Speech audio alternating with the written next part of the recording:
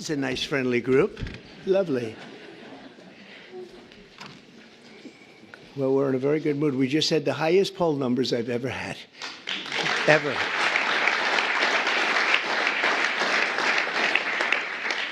And actually a record for a Republican. Now, I don't know about have they checked the Democrats too, but we have a record so far for a Republican. Now, it's 4 weeks. We have a lot of weeks to go. We want to finish that way, right? But I just want to thank everybody because you've been really amazing. The job you've done has been incredible in terms of this 4-week period. It's been a very somewhat historic 4 weeks, and we have a couple of things in the works. We're negotiating with Russia, Ukraine, trying to get that horrible situation over with. It's terrible. It's just so terrible. I see pictures that you fortunately don't get to see. You don't want to see them. And that is a killing field. You have young soldiers being killed, thousands a week, and we got to get it over with. It's bad for Russia, and it's bad for Ukraine, and it's bad for us on a humanitarian basis. I've had very good talks with Putin, and I've had not such good talks with Ukraine. They don't have any cards, but they play it tough. But we're not going to let this continue. This war is terrible. It would have never happened if I were president, but it did happen, so I got stuck with it, and the whole world is stuck with it. And right now you have a country that has its cities, they look like demolition sites. Those beautiful towers, those 1,000-year-old golden domes that were so beautiful, the most beautiful in the world, they say, they're all in smithereens. Millions of people are killed, I think far more people than anyone understands. And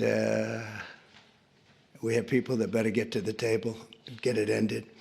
Should have never happened. It would have never happened. But I'm delighted to welcome America's governors to the White House. You're amazing people. Even the Democrats are amazing people, some of you. And we've worked together. Actually, we work very well together.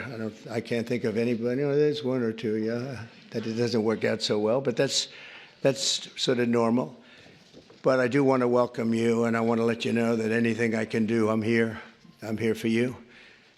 And we can do a lot. I do want to say that I left a great place, North Carolina, and we're really working hard there since I've been in.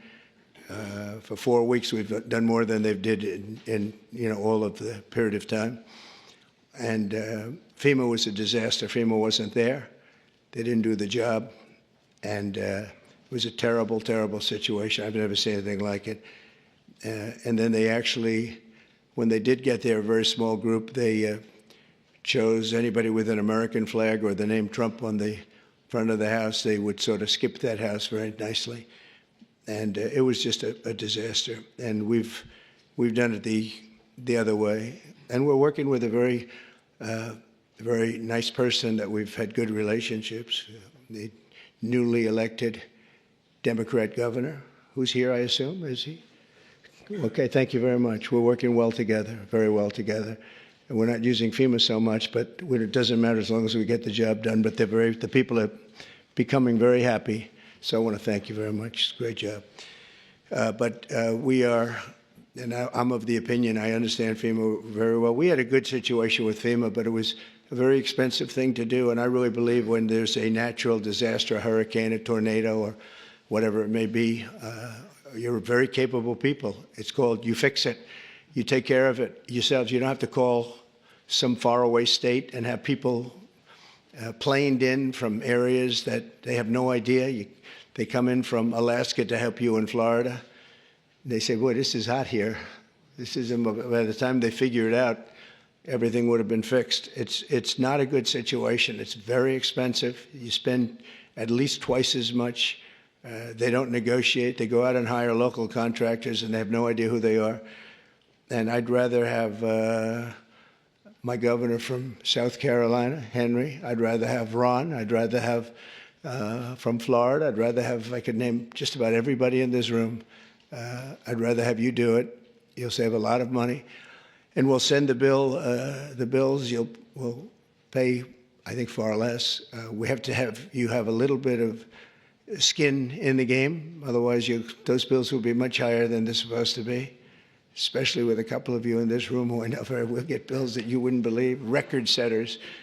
But so I think 75, 25 with the government, the federal government paying 75.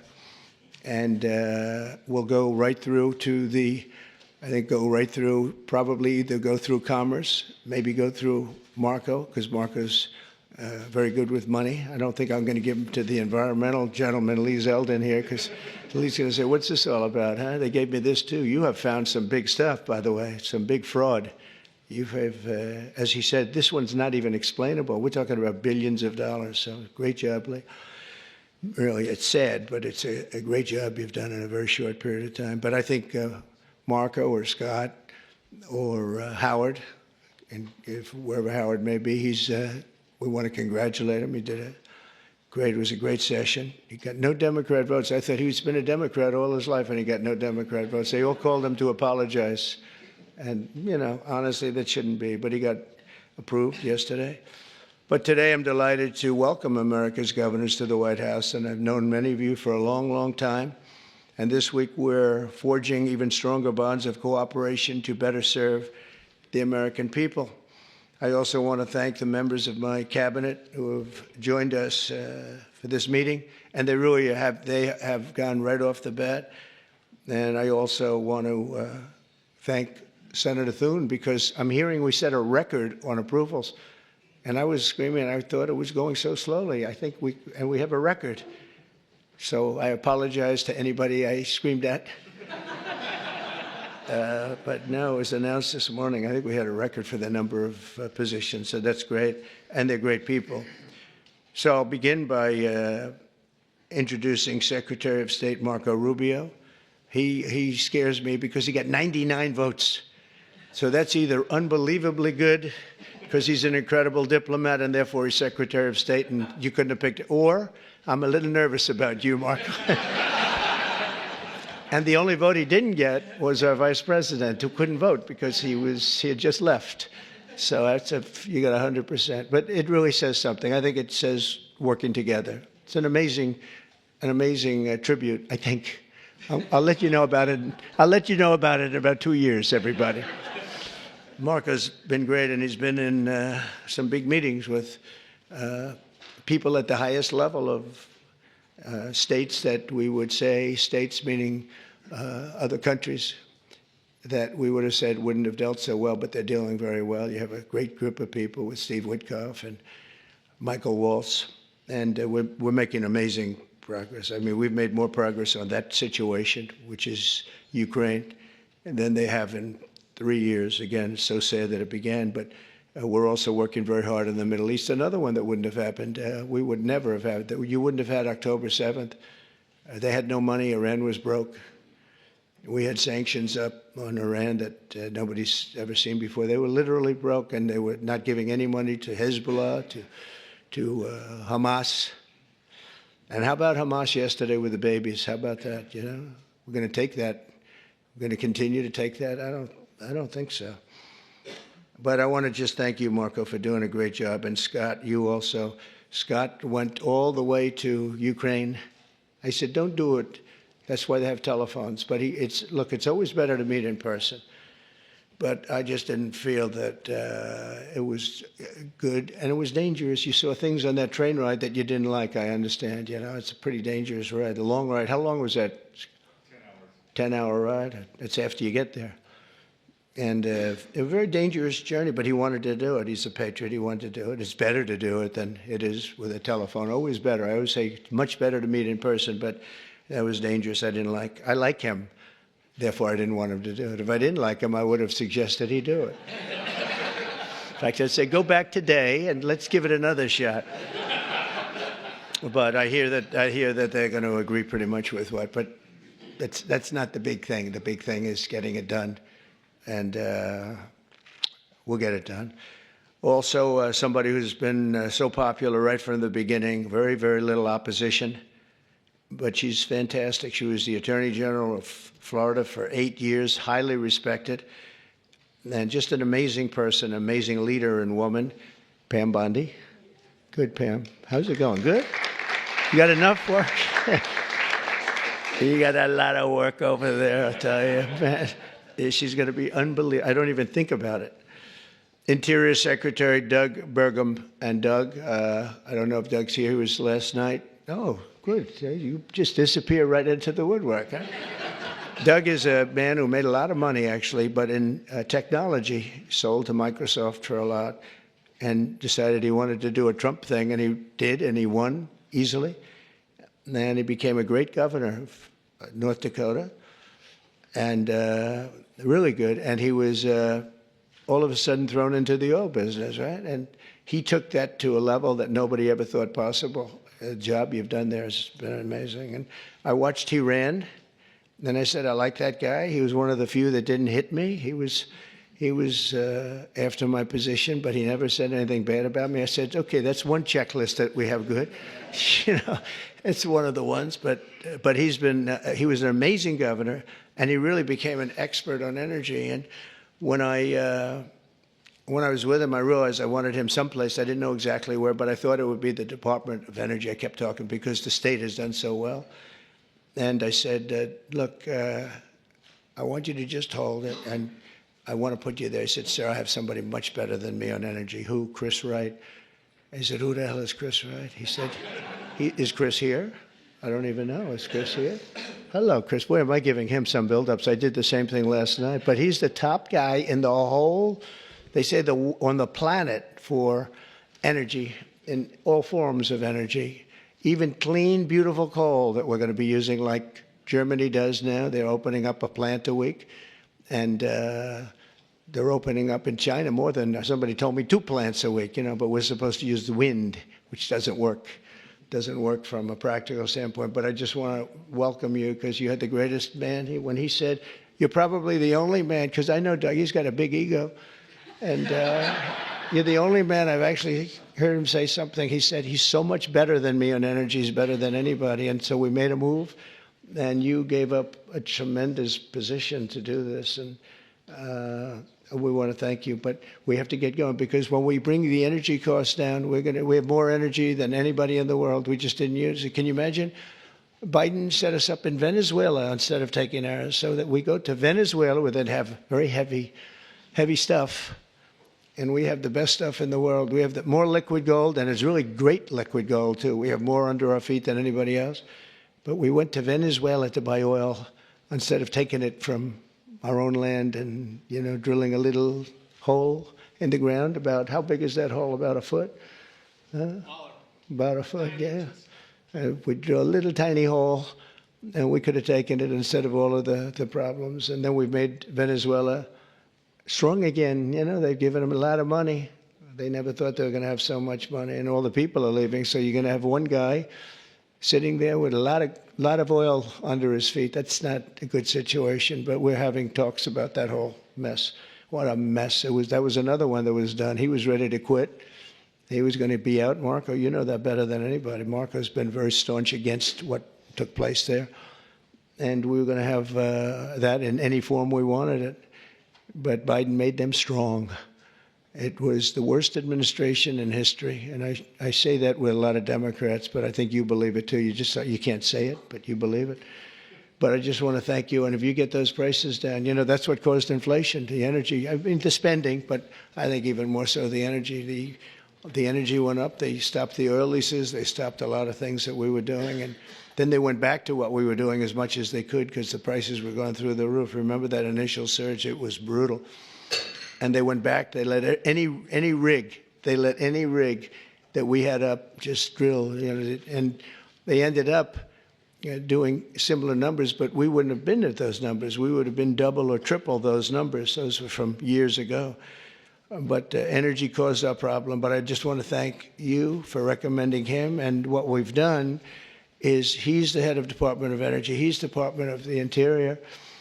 And it's really screwy because the Department of the Interior has all the energy other than some nuclear energy that you're in charge of. But he has all the energy, has all the land, all the great places, best. We have more than any other country in the world. And he's in charge of it. The problem is he can't drill. And he drills, but he has no land. So what do? We said, I have an idea. Let's merge them. So we merged them intellectually. I don't know if we did it legally, but we did it intellectually. So now he gives up the land and he gives up the drillers, and you're going crazy, right? You're going wild, and you'll do it beautifully, environmentally well, Lee. We'll make sure. But we have a lot of things, but we had emerged. I always wondered, why doesn't the energy department do more? And they didn't do more because they don't have any energy. It's the craziest thing I've ever seen. We'll probably have to make maybe even a change in that, somehow merge them or do something, because it's pretty tremendous what you're going to be able to do. Agricultural Secretary Brooke Rollins, who's so fantastic, and she's been at the head of so many different things and loyal from the beginning. She even opened up when we had a rather shocking defeat. She opened up we call it an institute. I've never seen anybody raise money like her. She raised hundreds of millions of dollars on this fabulous thing. But I said, look, we want to win another race because I think it's really important to win twice. And I won 3 times, if you think about it. So but it's only the Republicans smile when I say it happens to be true. But Brooke has been amazing, and it was really tough because this last election, I go to a person and say, sir, I just gave you $10 million. Oh, where did you give it to? I gave it to Brooke. You gave it to Brooke. She's spending it on policy. We don't have to worry about policy. We have to worry about getting elected, right? But Brooke is fantastic, and she's done such a good job, and she's Make America Great Again, top of the line, right? And she's going to, and what I didn't know, and as soon as I found out, I said, that's that. That's what she studied, agriculture. She knows everything about it, and she's going to be a fantastic secretary, and you'll do something with the eggs, because I'm hearing so much about eggs. You'll figure it out. You got to figure something out fast. But and we inherited all of the problems. At some point, a few months down the road, we won't be able to say it's so much us. But the big things, really, we can blame other people for, to allow criminals into our country at levels that nobody's ever seen before, to allow people from jails to have countries from all over the world be allowed to empty jails into an open border. They emptied jails and prisons, mental institutions, insane asylum, gang members, drug lords, drug people on drugs, people that are very sick. They allowed them to come into our country totally unchecked, unvetted. And right now we have a great gentleman, Tom Homan, who's doing an unbelievable job, and Kristi Noem. They're doing a great job, but it's something we should have never had to be done. And you see the levels of crime that these are serious. They make our criminals look nice, I'll tell you. That's the only thing we get out of it. Our criminals are very nice people by comparison. These are seriously tough people. The various gangs, whether it's MS-13 or the Venezuelan gangs, they're as tough as nobody's ever seen toughness like this. Secretary of Health and Human Services, nobody knows this particular gentleman. He sailed right through. I thought he'd get a lot of, I said, well, he's going to get a lot of Democrat votes, Ron. I said, he's going to be an easy one, right? I told Ron DeSantis, I said, this one's going to be so easy. He's going to get all those Democrat votes. I don't know. Thank goodness for the Republicans, right? Robert F. Kennedy Jr. And where is Bobby? Where is Bobby? So congratulations. Was that as easy as you thought? Just quit. Well, in the end, they all voted for him. He did pretty well. You got through. But, we have one stat that I quote, the autism stat. And you hear different numbers, but it's thousands. They say between 10 and 20,000. So if you go back 15 years ago, we had like nobody. It was 1 in 20,000. Now we have 1 in 34. Is that right? 34. So 34 or 36 kids have autism. And if you go back, I guess 18 years, that whenever that was done, it was 1 in 20,000. So we got from 20,000 to 34, 36. That's unbelievable. So there's something wrong. There's something wrong.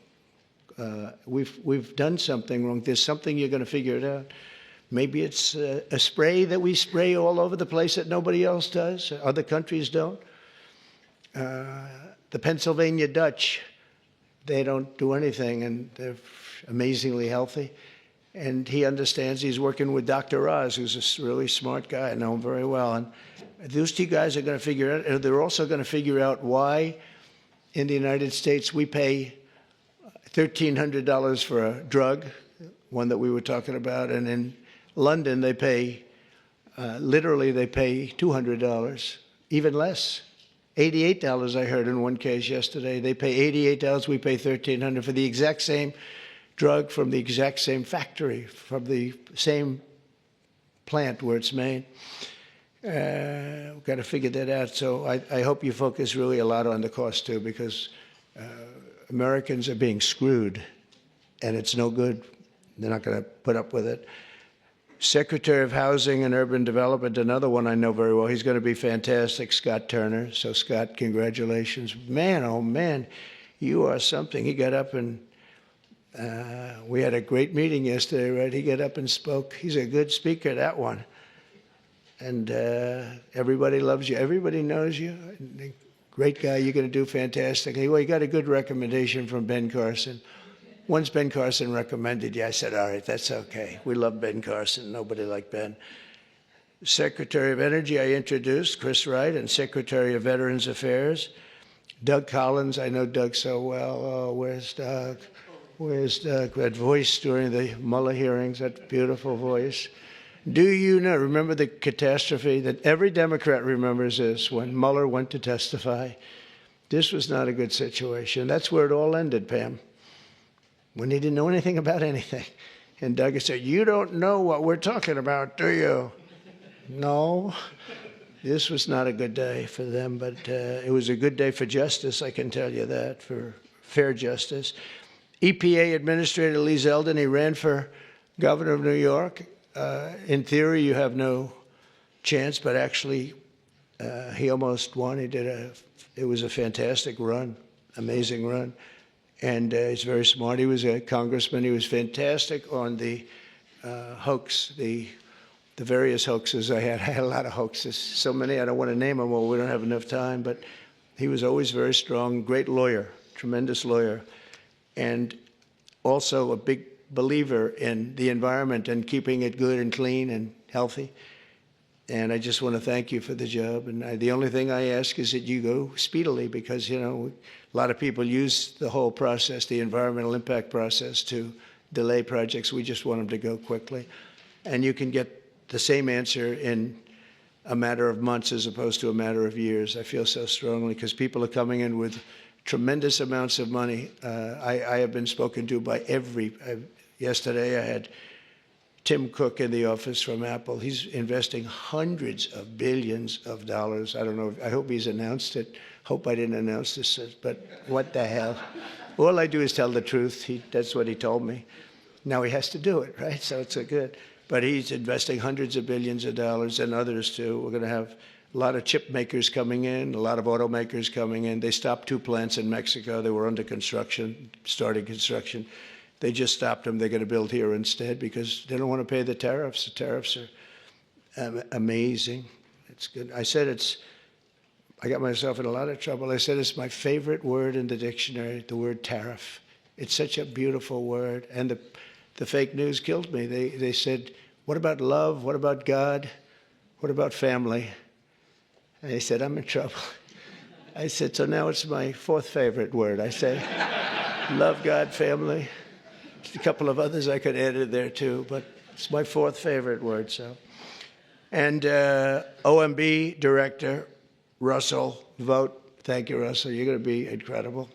I know he took some hits, but I know how good he is, how honest he is, and he's fantastic with the numbers. And you're seeing these numbers coming out with the theft, right?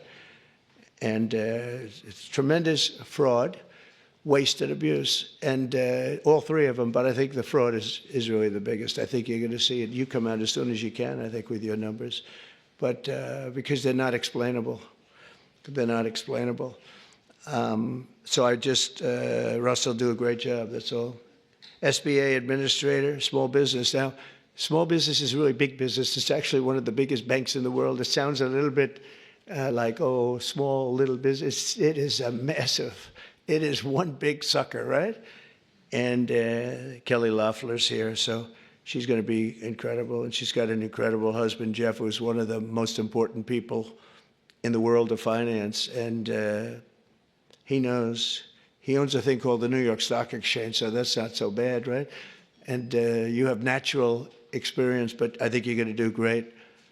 And there's a lot of fraud in there from the past, you know, with all the money that was handed out. It was, you know, billions and billions of dollars. Director of National Intelligence, Tulsi Gabbard. Where's Tulsi? Is she here? Hi, Tulsi. I haven't really seen you. Good luck. Do well. Have fun. We built a building. The building cost like $12 billion. The building is loaded up with intelligence. Lots of luck figuring it out, right? Good. It was... He was treated pretty rough for a person that's an incredible patriot. We've all known that. So it's nice that you're sitting with Bobby, because you two, you went through a lot. But you know what? You're going to be stars. And over the past month, our new administration has taken unrelenting action to fix every single disaster that we inherited, and we inherited a lot of them, the border being, I think it's the most difficult one of all. The rest we can get fixed, including foreign countries that are doing things that they shouldn't be doing. And one of the reasons that we won the election by so much, because we won it in everywhere. We won the popular vote. We won the 7 swing states, all 7 by a lot. And we won by millions of votes, the popular. It's always hard. I guess it hasn't happened in a couple of decades for a Republican to win the popular vote. I think that that's changing so rapidly. But we had another thing that was pretty amazing. We had, of the 3,000 counties, we won 2,500 of them. And the Democrats won 500. It's a lot. They've never seen anything like it. It would actually, you would have thought that the numbers would even be much higher. When you win 2,500 counties to 500 counties, that's, when you look at the map, you've all seen the map, the one that got certified and came out just recently. It's like almost totally red. And it's my honor. We're going to just work it out. But we've really become the party of common sense, and I think it's important. I think it's important for the Democrats' common sense, too. We're going to deal with you, and we're going to deal on a common sense basis. And I know a lot of you agree with a lot of the things. I don't know, sometimes you're not allowed to say it, unfortunately, but I think we'll be all better off if everybody says it. That includes Republicans saying the right things. So on day one, I declared a national emergency on our southern border to stop the invasion of our country, because we were being invaded. Millions and millions of people. I figure 21 million people, and of that, 2 or 3 million were criminals. And many of them were people that countries didn't want. They would put them in these massive, large caravans. I came up with that name a long time ago. That's what it is. It's a caravan. And these are people, in many cases, they might not be criminals, but they're people that the country didn't want. They didn't work. They needed help all the time, or they needed assistance, or whatever. Our country's got a lot of people in it right now. And we're going to make sure that everybody's treated fairly, but we got to change it. It's the most difficult problem, I think. Additionally, the heroes of ICE have been really hunting down the really bad ones, and we are going. They're incredible people. ICE. They were being shunned by Biden. They were being mocked. And let me tell you, these are tough men and women. But they're tough. They'll see like a MS-13 band of thugs out on Long Island, and they'll bring up the paddy wagons. They get in, and they'll say, no, two of them killed 2 young girls in Long Island. For some reason, they like Long Island. MS-13 loves Long Island. I don't know what that's all about.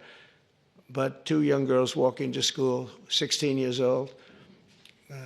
In the morning, they were accosted by a group of MS-13 thugs, and they don't use guns as much. They use knives. They like using knives, and they cut them up, cut them into pieces, and left them, and killed them, cut them up into pieces, little pieces. And they used knives because it's more painful. And ICE went in. They have no fear of these guys. They went in, and they just knocked the hell out of them. And they'll go into a pack. They call it a pack. Not like a political pack. Political packs are slightly nicer. but a pack of these MS-13 people or Transgender people from Venezuela, and they'll just walk in. It's all you'll see is fists going for 5 minutes, and then you'll see these guys walk out, and they got them between their legs, and they're bringing them, getting them the hell out of the country. These are rough people that we have to deal with. But ICE is incredible. Border Patrol is incredible. Law enforcement, the people in law enforcement, we make their job so difficult by allowing people like this into our country. We just shouldn't do it. So I've just designated the group from Venezuela, Transgender, as a foreign terrorist organization. I mean, in Colorado, they went and other places, they literally take over. They're like me. They're in the real estate business. They take over real estate. And they literally take it over. They just claim it. And they tell tenants to get the hell out if you don't get out. They had one case where a guy called the cops, and they went in, "You call the cops?" "Yes." And they cut off his fingers. He says, "You don't call them anymore. You cut off the other fingers on your other hand." These are not nice people. But federal, state, and local cooperation has to be the backbone of border security. So I hope, as governors, I know all the Republicans are very much in tune with Tom Homan and Christie and everybody, but I hope everybody, because ultimately you want to get the criminals out of your state. And we're focusing on the really bad ones. We have 11,088 people that we know of that are murderers, that are actually murderers. And I can't imagine anybody wanting them in their state, whether you're a Republican or whether you're a Democrat or whatever you may be. I mean, we have many of them murdered more than one person, some murdered more than 5 people, and they're in our country. They let them out of jails. These were convicted people, and they let them out of jails because it's very expensive to have somebody in jail for a lifetime or whatever it might be.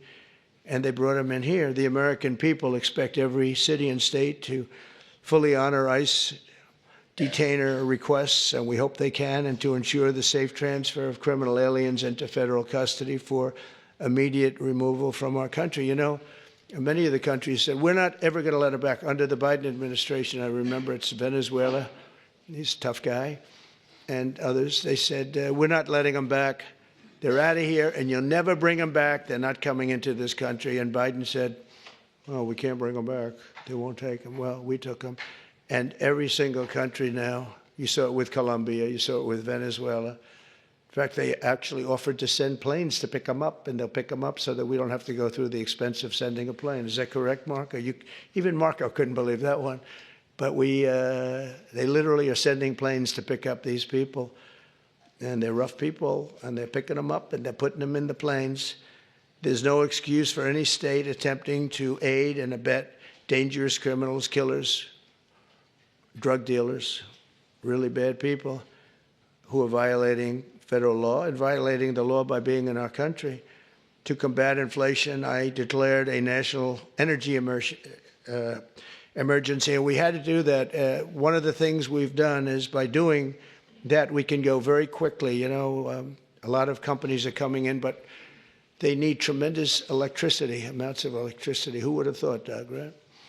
But they need more electricity for AI than we have right now in the country. In other words, we have electricity now for the whole country. They need that just for that one industry. So they're coming in with, and we're going to be leading. We're now leading on that. We've really opened it up, and I hope it's good. But we opened it up, and we're leading China by a lot. But China's giving them tremendous electricity because they do whatever they want to do. But we're working with Lee. And I've told these people they're going to spend hundreds of billions, trillions of dollars, actually. So I need double the energy that we have right now, and even more than that, from what I'm understanding, which is hard to believe. In other words, take every car, everything, every building. We need, whatever it is, 100% of the energy. We need that amount just to be in the #1 position. And we need really more than that to really dominate, which I think we'll be dominating. But I told them, and they can't believe it. I said, we're going to get you quick approvals, and you're going to build your own electric plants so that you're going to create your own electricity when you build your plant, which will be massive. These are massive plants. But when you build your plant, we're going to let them build an electric generating plant where they build like a utility. In other words, instead of using Con Edison, like we have in New York, hello, Governor, nice to see you back there. And we do have Con Edison, and they don't do a bad job, actually. But, they could be a little cheaper with the price, perhaps, but they don't do bad.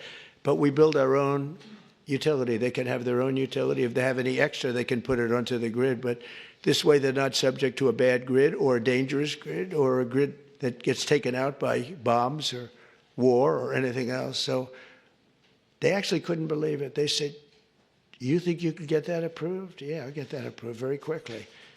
They couldn't believe it, and they're so happy. And they're going to do some in Virginia, some big ones. But we're going to go, and this way, it's really a self-service. They just have this massive building with a large electric generating facility that'll be powered by natural gas, mostly. Some will use coal, some will use nuclear, clean coal. I only say clean coal, but some will use nuclear. They have their right to do it. None will use wind because wind doesn't work. It's just terrible how an environmental person can like wind. It kills the birds. It's very expensive. It's 7, 8 times more expensive than other forms of energy. Every wind turbine in the country that goes up needs massive subsidies. It's really the only energy that needs subsidy, essentially. The solar's doing okay. So it's the only one. But to combat inflation, I declared that national energy emergency, and we're going to unleash the liquid gold under our feet to bring the prices way down. That's going to happen. And again, we're going to have a big part of that's going to be natural gas, which is very, very clean, and clean coal. We're going to do as many forms of energy as we can. And it's going to be something I think everybody knows, and you're going to call me or anybody else if you have difficulty or problems, but you're going to have levels of business being brought to this country that you've never seen before. The tariffs are bringing them more than anything else. The country's bringing them, but the tariffs are bringing them. They hadn't been here, and we're creating tremendous tax incentives. But the biggest incentive is they don't want to pay 100% tariff or 200% or whatever it may be. And as you know, we're going to be announcing tariffs on cars from foreign countries of 25%. That'll be done in probably April 2nd. I was going to do it April 1st, but I said, I don't like that date. It's going to cost a lot of money to wait one day. You know, I don't know. What do I do there, Pam? Maybe should I do it just April 1st? It costs a lot of money, that extra day, Marco. You figure what that costs. Let's do it April 2nd, right? I just don't want to take the abuse. We created the new Department of Government Efficiency, which you may have heard about, DOGE, which is now waging war on government waste, fraud, and abuse. And we've begun the largest deregulation of industries and other things. It's proper deregulation that has ever done. I lead the way on my first 4 years. We did more deregulation than any other president in history. And I brought a little list along that I thought I'd just read some of the places when you mentioned DOGE, some of the places that this money has gone. And these are the ones that I feel I could read. There are some that are so nasty and dirty and horrible that I don't want to really read them because I assume they have television on. I have a guarantee they do. I let the press in today because we have nothing to hide, right? It's much better. They said, "Do you want to let the press in?" I said, "Why not? You think Biden would do that?" I don't think so. $520 million was given for a consultant to do ESG, that's environmental, social, and governance investments in Africa. $520 million, $25 million to promote biodiversity, conservation, and social responsibility behavior in the country of Colombia. $25 million, $40 million to improve the social and economic inclusion of sedentary migrants. They have no place in particular they were thinking of. There is no location. The money was sent out, but they have no idea where it's going. $42 million for social and behavior changes in Uganda, and $10 million for Mozambique medical male circumcision. People that want to be or have to be circumcised in Mozambique. $14 million for improving public procurement in Serbia. $486 million to a consortium for elections and political process strengthening, of which $22 million was for inclusive participatory political process in Moldova, and $21 million going to my friend, Prime Minister Modi in India, for voter turnout. We're giving $21 million for voter turnout in India. What about us? I want voter turnout too, Governor. $29 million to strengthen the political landscape in Bangladesh. Went to a firm that nobody ever heard of. Got $29 million. They got a check. Can you imagine you have a little firm, you get 10,000 here, 10,000 there. And then we get $29 million from the United States government. There are 2 people working in that firm. 2 people. I think they're very happy. They're very rich. They'll be on the cover of a very good business magazine pretty soon for being great scammers. $20 million for fiscal federalism and $19 million for biodiversity in Nepal and $47 million also for improving learning outcomes in Asia. Asia got a lot of money. $50 million plus another $50 million for condoms for Hamas. They gave $50 million, and it worked out so well, they gave another $50 million a little bit later. Condoms, $100 million for Hamas. And we're also uncovering outrageous incompetence and fraud in the Social Security, and I read this last night, so Governor, you're going to be bored hearing this, but you know, you never get bored because it's not possible to even believe it. So if you live 100 years, it's a long time, but let's assume that they had millions and millions of people living because they have like 10 million people in the Social Security living. But let's go over 100. So now you're more than 100 years old. We have 4.7 million Social Security numbers, people from the age of 100 to 109. So if you're 100 to 109, we have 4.7 million people on our Social Security rolls, right? Well, that's a lot of people. I knew one guy was 100.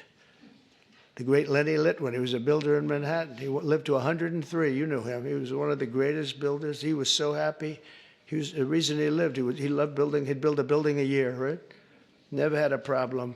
You knew Lenny Litwin, I would think, Governor, right? He was a great guy and got along with everybody. He got along with Democrats, Republicans. Everybody loved Lenny. When he died, it was a bad day for New York, I'll tell you. He was a great guy. But he lived to 103, 104 because he just loved his business. He was designing a new building at 103, and that was the end of it. He didn't quite get the design finished.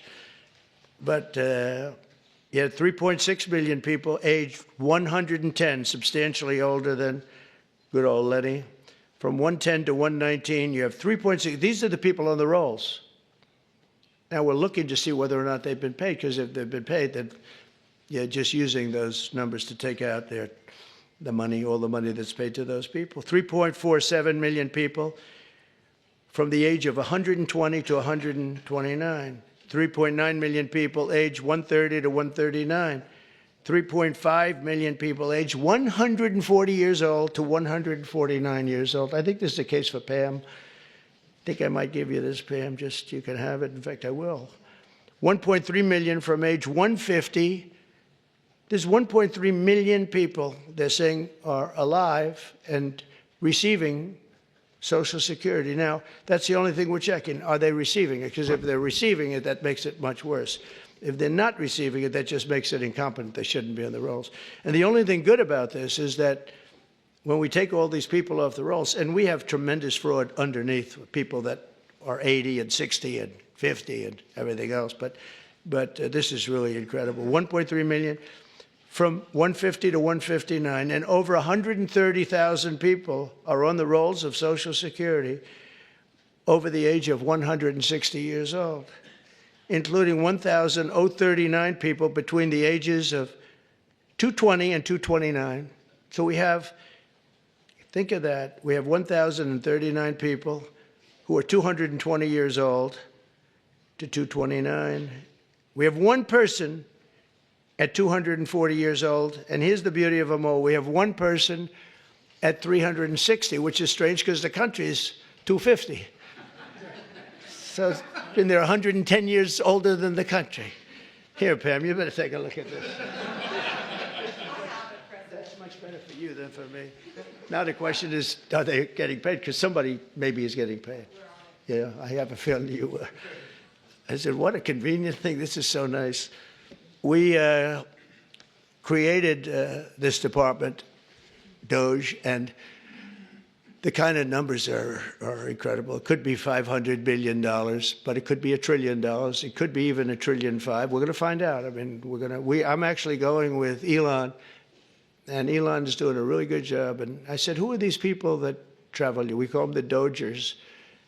And I said, what are they? He said, they're generally young people with extremely high IQs who are very good with computers, because you have to be good with computers. So when one of these scammers talks and tries to tell them why it's perfect, they said, no, it doesn't work that way. You know, it's very hard to talk them out of something when they have you. But we're actually going to Fort Knox because I want to see, do we have the gold? Do we still have, whatever it is, tons of gold? I hope we do.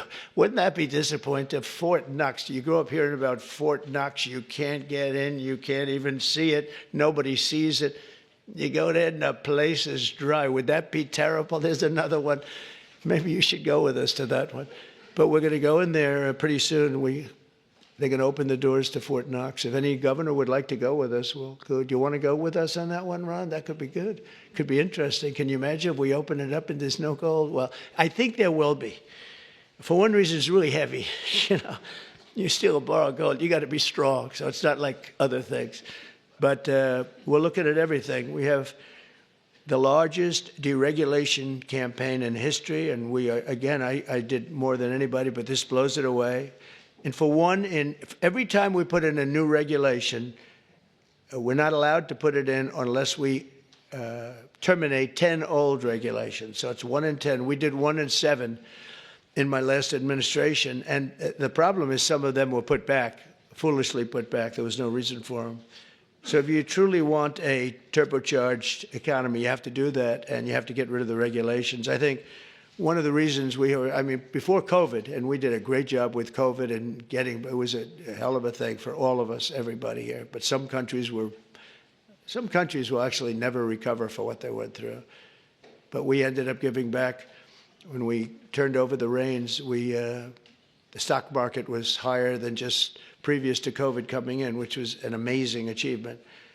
But we were, just prior to that, I would never forget, I was sitting down with 2 consultants, the 2 great pollsters. They said, sir, this economy is so good. We're the greatest economy in the history of the world. We were doubling up China.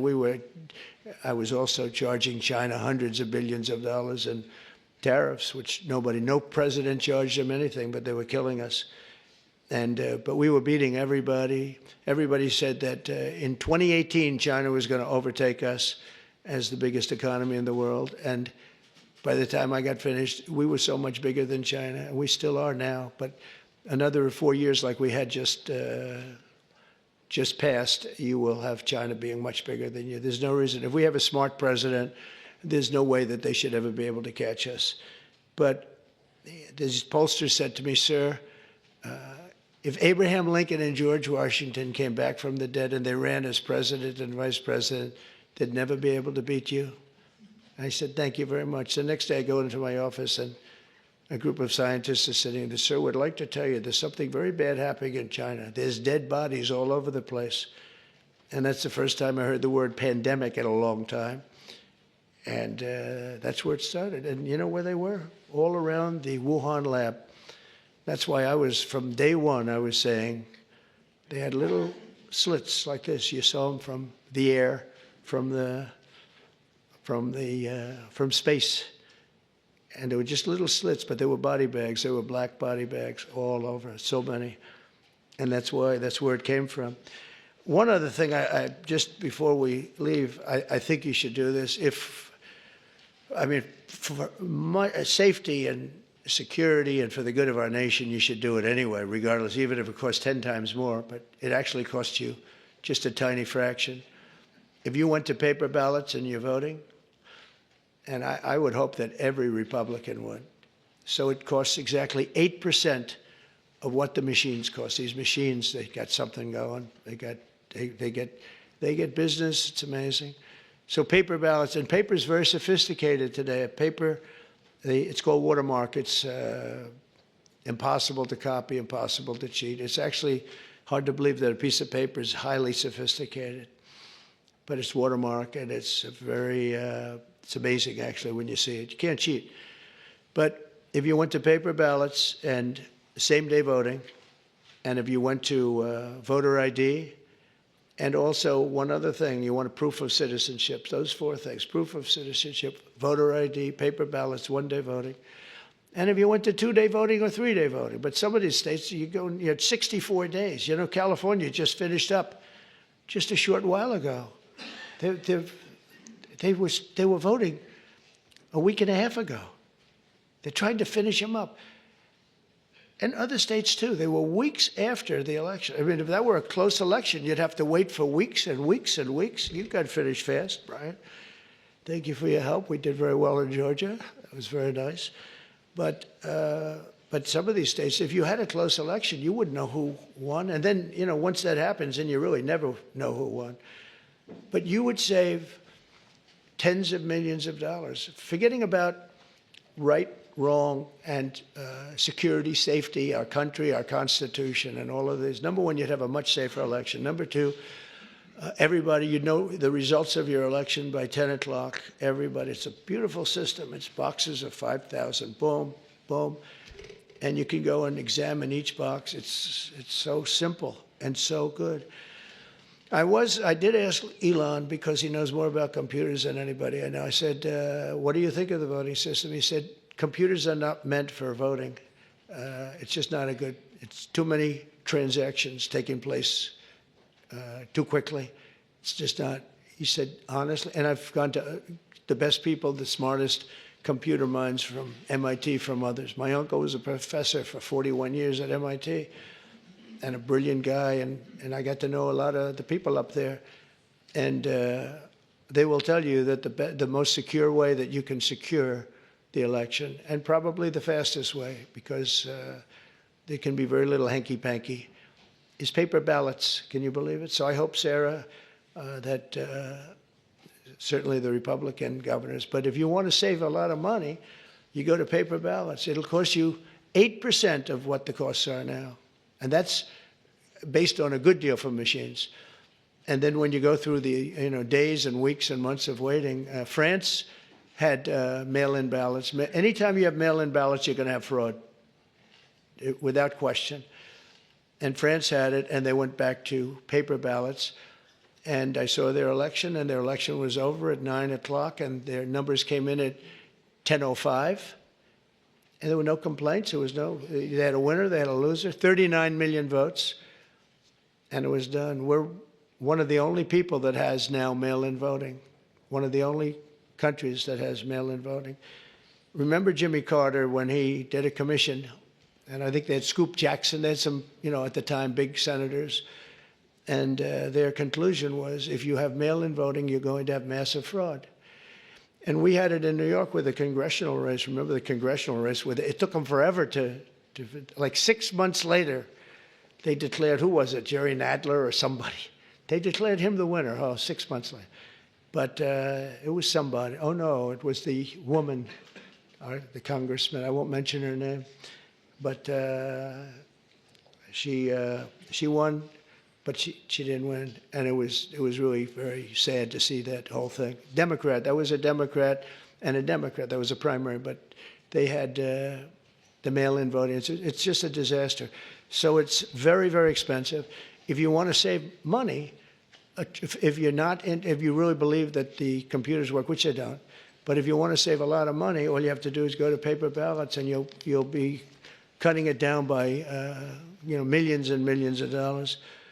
So America will take off like a rocket ship. You're going to see things. It's so great for the governors, and Democrat governors are going to have, you're going to get the benefit of this. You're going to be opening up plants, and you're going to be, I hope we have enough people. We're going to and we want people to come into our country, by the way, I do, but they have to come in legally. So we need people in the country, but they have to come in legally. 2 weeks ago, I signed an executive order banning men from playing in women's sports.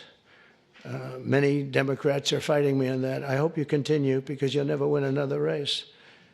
And it's just crazy. If you look at what happened with the boxing, if you look at what happened with the weightlifting numbers, where a record that hadn't been broken for 19 years got shattered. But, you know, they put up an eighth of an ounce here, an eighth of an ounce there, and it's 218 pounds or whatever, a lot. And hadn't been broken in 19 years. And then a guy walks up who transitioned. He transitioned. And he knocked out that record by about 100 pounds. That will be a record not going to be broken again in a long. So we put a ban on it, and to protect women. I mean, the women. If you watch the Olympics, you had two transitioned people that were fighting in the women's boxing. They have women's boxing category, and if you saw that, it was brutal. What happened to the Italian woman was a really good boxer. After one punch, she said, no more, no more. I've never been hit. It was a left. It was not even it was just a left jab. She got hit so hard, she said, I can't do it. They forced her to go out. No, go out again. You'll do it. Goes out again, gets hit again. No, that's it. She didn't want to die. And it's crazy, but the NCAA has complied immediately, by the way. That's good. But I understand Maine. Is Maine here, the governor of Maine? Yeah, I'm here. Are you not going to comply with it? I'm complying with state and federal laws. We are the federal law. Well, you better do it. You better do it because you're not going to get any federal funding at all if you don't. And by the way, your population, even though it's somewhat liberal, although I did very well there, your population doesn't want men playing in women's sports. So you better comply because otherwise you're not getting any federal funding. Every state, good, I'll see you in court. I look forward to that. That should be a real easy one. And enjoy your life after governor, because I don't think you'll be in elected politics.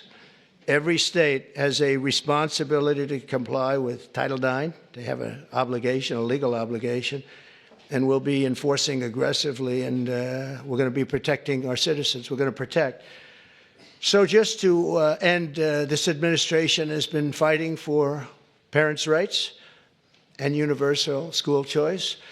We want to do something that I think many people in this room want, and even if you don't, I think you do want it, but you might not be able to say it. We want to move the schools back to the states so that Iowa and South Carolina and Georgia and all these states can run your own school system.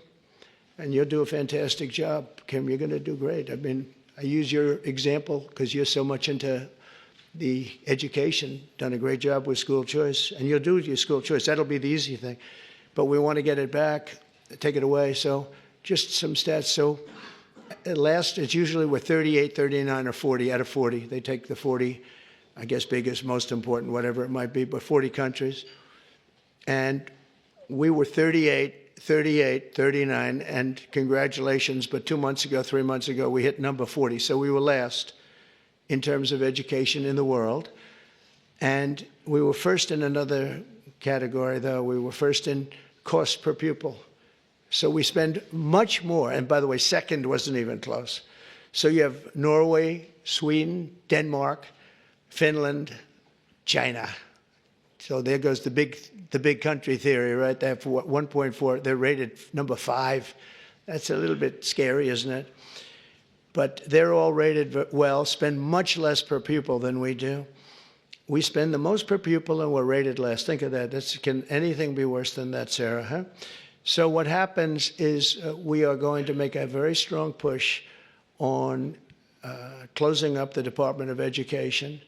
We'll have one person sitting there just to make sure that they're teaching English, reading, writing, and arithmetic, okay? Just that's all. The rest of it is up to the governors. We have great governors, really smart people.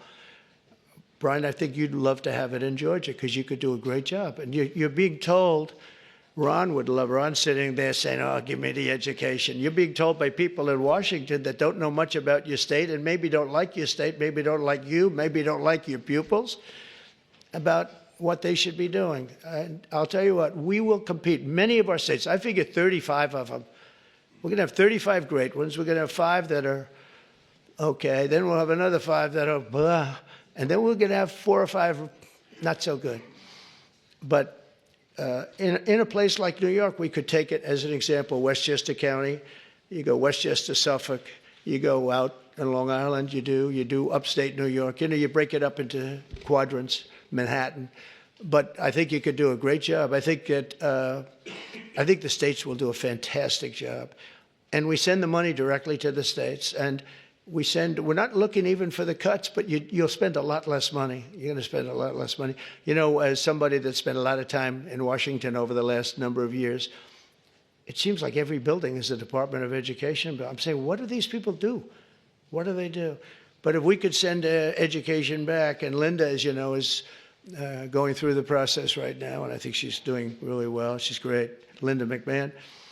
And I said, Linda, you're trying. I really want you to do a great job, but you're really only doing a great job if you have no job by the time we finish. You have to create no job for yourself because we want this to go back to the states, and she agrees.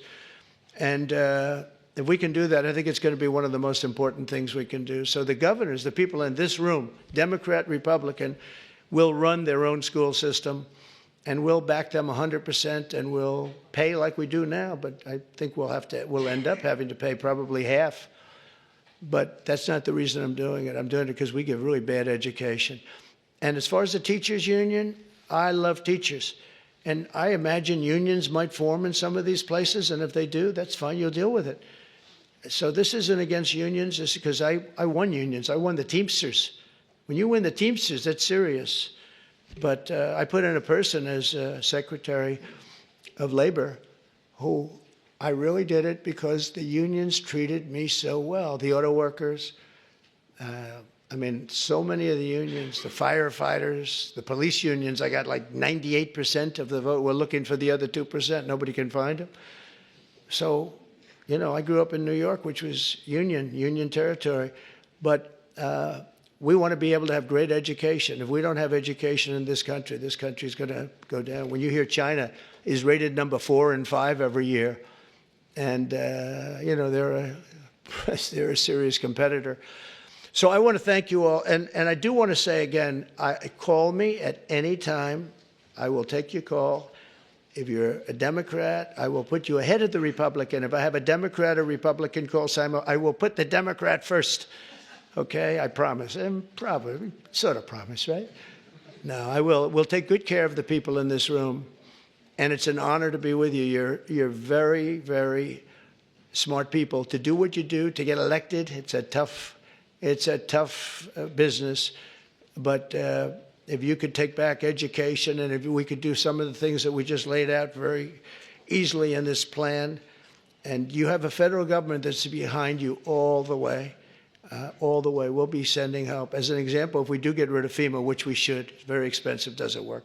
But we'll be sending federal help in. If you have a big hurricane or a tornado or all of the things that I've been watching, and you'll be taken care of much, much better than you're taken care of now. You have to wait around for these people to come, and they come so late. But the worst example was what you had to go through in North Carolina. What happened there was a terrible thing. So congratulations on your victories, and you're going to have many more victories. And I'm here for you. If you want to ask a couple of questions, you could, if you'd like to. Yes, please. Thank you, Mr. President. So I think we share excitement about disaster response and how we can make it better. We've all had disasters. We usually love to see the president after disaster that's never fun. Right. We have fires, other people have floods, hurricanes. We want to be a part of helping to make a federal emergency response work, Good. Changing FEMA so they're not putting square pegs in round holes. So involve our group because we're the ones on the other end of it saying, oh my God, why are they coming with this when we need that? Right. So we're ready to help. Good. Thank you very much. It's very nice. I agree. Yes, please. President, thank you for welcoming us. As we go through the process of putting in your priorities as president, would you give us an opportunity to speak with you about, say, return on investment? Sure. Before we go, for example, into, we've heard and we'll wait the decisions you make and the Secretary will make, but for instance on Medicaid or Medicare, Sure. if cuts are proposed, perhaps give us an opportunity as governors to prove to you that we can make these programs worthwhile. That might help us on our I budgets. love that. I think it's great, Bobby. I think it's great. One of the things we're really focused on is bringing down the costs, and we haven't been treated very fairly, especially over the last 4 years. And as you know, we had transparency, which is one of the biggest things that could have happened. And Biden, for whatever reason, terminated that. That would have brought down the cost tremendously. But we'd love to have your ideas on any of the Medicare, Medicaid, any of it. And we will, if those ideas are good. You probably have better ideas than anybody as governor. So we would love that. Thank you. On that issue of healthcare, we've talked about it before. If we reform the healthcare industry, and you tried to do that in the first administration, and they tried to fight it back every step of the way. We all deal with high healthcare costs in government and the private sector. And if we reduce that from 20% of our GDP down to 10 to 12, you can pay for a lot of things in government that we can't currently do it. We need to get the industry in line helping us do it as well. Well, you're a good example of it, and in your state, they've done a good job, but you're going to get those numbers down even lower. I know that. That's something very strong for you. And as you have ideas, I'd love you to pass them along to the other governors here. But there are some states that have done a really, really good job with that, and we are totally open to suggestions, right? Thank you. Yes, Henry? Mr. President, thank you for having us here. It's the de minimis rule in tariffs. We've got the amount that is self-declared now is $800. If you say your package coming from wherever is under $800, it's not inspected, there's no tariff on it. Problem is there are a lot of things coming in that are over that. That's right, and we're not doing that anymore. And also there's fentanyl coming in, I think, to all of these states. That's a real problem, and I think that everyone is sharing that. Thank you, Henry. So I had a deal with President Xi just prior to leaving office, but before the election, that President Xi was going to give the maximum penalty to anybody sending fentanyl into the United States. His maximum penalty is death. If you notice that every country that has the death penalty has no drug problem, they execute drug dealers. And when you think about it, it's very humane, because every drug dealer, on average, they say, kills at least 500 people, not to mention the damage they do to so many others, but they kill large numbers of people. China, Singapore, actually there are quite a few, many in Asia, where they have the death penalty. There's no drug problem whatsoever. They come to our country because we have a much softer policy. We give them a slap on the wrist and say, kill a lot of people. So we are going to, I don't know if our country is ready for it. I am ready for it, the death penalty if you deal drugs. You know, you have to set out guidelines like fairly large numbers, et cetera. But you'll have it go down very greatly. One of the things we're going to do is we're going to do an advertising campaign. They're working on it right now, and that's saying how bad drugs are for you. I was speaking actually to the president of Mexico, saying, you can't send the people through your country. And I said, you're not a big drug-taking nation. You send us plenty of drugs, but the people aren't drug-taking. And she said, yes, we're not a consumer nation. That was a very interesting term. And I said, so why aren't you? What are the reasons? Why is it? It's true, Mexico, they don't have a lot of drug problems in terms of taking the drug. He said, well, two things, and a lot of you could do the second thing. He said, we have very strong family values. I said, but so do we. I see people, they die of a drug overdose. The daughter, the son, the mother and father will never be the same, never be the same. Their life is ruined. Their life is over. I've seen it so much. So we have strong family values, also family members and relationships, just as strong as Mexico. What's the other? Well, we spend a lot of money on advertising saying how bad drugs are for you. And I said, I never learned anything on phone calls. This time I learned something. I said, I never thought of that. Because we set up like committees, and you can't have the death penalty, I guess, but I don't know, someday somebody's going to get sick of it and do it, and you won't have any drug problem in this country.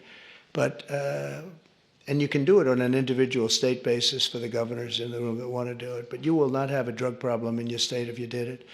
But I will say this, we have a situation where we have now hired a couple of the best agencies And we're going to spend about 100 million, maybe 200 million on advertising, saying that when you take certain drugs, the drugs, fentanyl, et cetera, it destroys your skin, it destroys your teeth, it destroys your brain, it destroys everything. And really horrible commercials. I mean, I've seen the first of them, and they are brutal. They are brutal. And when some young kid is sitting down watching this commercial a couple of times, I really don't think they're going to be taking drugs.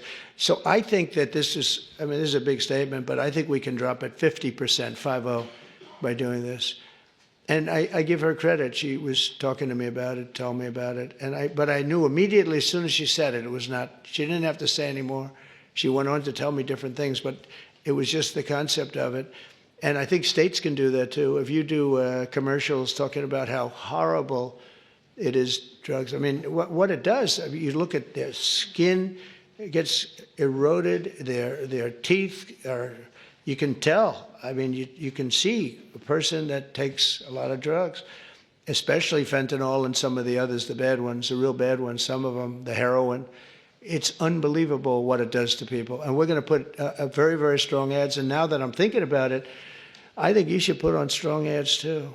Really strong ads. I think it's an unbelievable thing. We'll all do it. We're going to do it on a national basis, but you can do it individually on an individual basis. And you can also look, I think, you'll have to get rulings in this, but your states have the right to go death penalty also for drug dealers.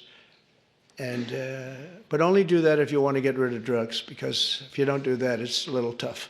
But I think the advertising will have a huge, I think we can get it down by 50%. We did great. We got it down 18%. I said, that's not a lot though. Everybody was giving us credit. Oh, 18. And 18% to me, we set up committees with the First Lady of the United States on a blue ribbon committee. But they didn't know too much about El Chapo and the various people that we're talking about. It's a smart group of people. But I'll tell you what, the advertising could be unbelievable. And I hope the states do it. You're not talking about a lot of money. You're talking about peanuts, actually. I mean, with $50 million, you could just cover the state. And if you did that, and I'm going to do it, I think we can get drugs way down. I think we can get it down by 50% when you see it. I've seen some of the ads. It's, man, if a person looks at the ads that I saw, they're not going to be taking drugs. So good question. Thank you, Henry, very much. How about we'll do one more? Yes, please. Thank you so much for having us here. Thank you. As we've talked as governors, we implement a lot of the social welfare programs, whether it's Medicaid or job training or rental assistance. Each one has different requirements that create cliffs and benefits that make it hard for people to recover. Things as simple as work requirements for able-bodied adults. If we could synchronize across TANF, Medicaid, I think it's work great. programs. Let's make it a Volume. trampoline to get people back on their feet instead of a hammock they climb on. I think it's great. I think if you could get together and work together, you'd bring down costs just on that basis. I think it would be really great. Did you want? Go ahead, please. Mr. President, I want to just say thank you. It's two words. A lot of times we don't say thank you for your extraordinary leadership, your courage, all that you do. And just so you know, even in the state of Nebraska, you're inspiring Nebraskans to get comfortable being uncomfortable, to stand up for what we believe in: faith, family, hard work, the American dream. Stand up and talk about the common sense. So we're incredibly grateful. Thank you, Governor. Thank you very much. I appreciate it. Thank you. Thank you very much, everyone. Thank you.